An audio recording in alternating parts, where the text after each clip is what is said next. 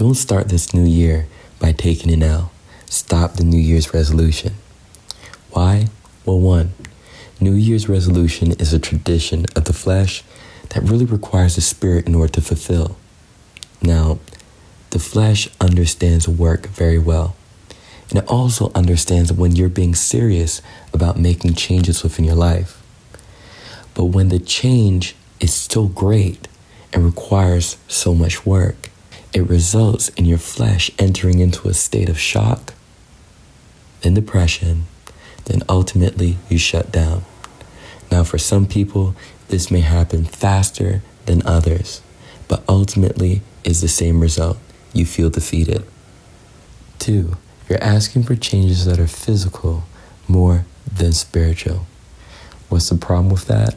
Well, it requires a great amount of resources to change something that is physical than something that is spiritual. If you want something more that's spiritual, you just ask of God that freely gives. But if you ask of something that's physical without understanding the direction of how to gain it, then you already feel defeated before you start it. 3, you say it openly.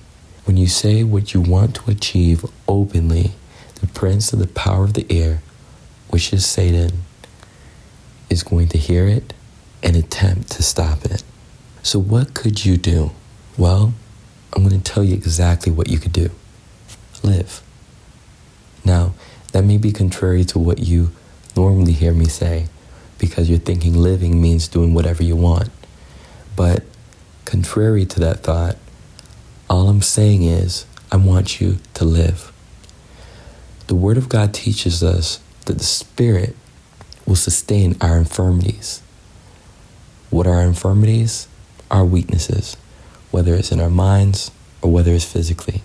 So fornication, lying, stealing, whatsoever it is, the Spirit sustains us. So you may not feel good about decisions that you're making, yet you continue to rise up and make the same decisions. So as you're reading the Word of God, fasting and praying, apply the Word of God to your life.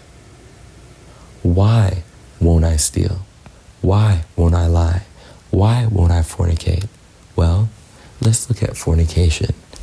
It says in 1 Corinthians chapter 6, in verse 13, meats for the belly and the belly for meats, but God shall destroy both it and them.